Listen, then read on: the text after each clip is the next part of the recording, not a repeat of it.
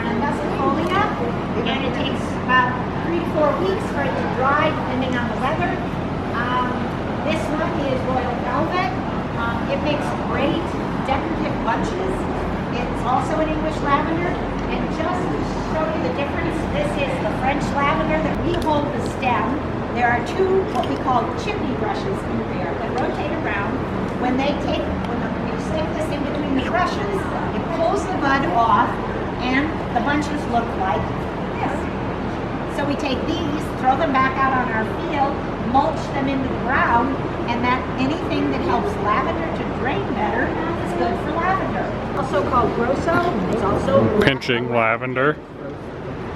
This is the one that we would put in sachets and pillows. What do you think? So great. But it's not very pretty yet. We want to make this look I nice. love lavender. So we're going to take it and we're going to put it in a cleaning machine. The little tiny debris falls out in these buckets. The final product will come out at the end of the machine, and it takes about 20 minutes to go through there, and it has a nickname because it makes the light bulbs dance.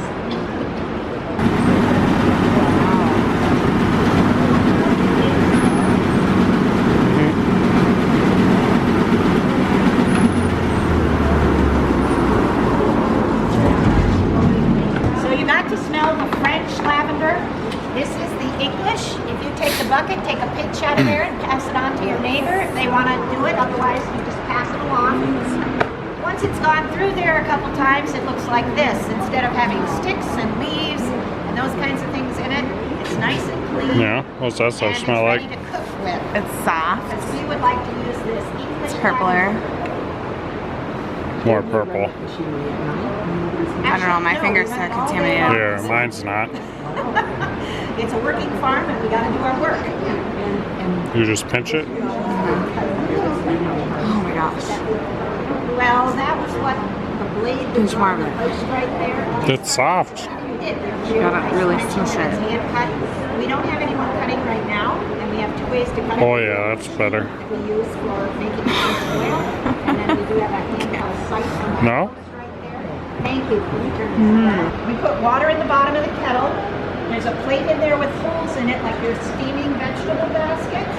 And then we put what we call overripe fresh lavender into the kettle.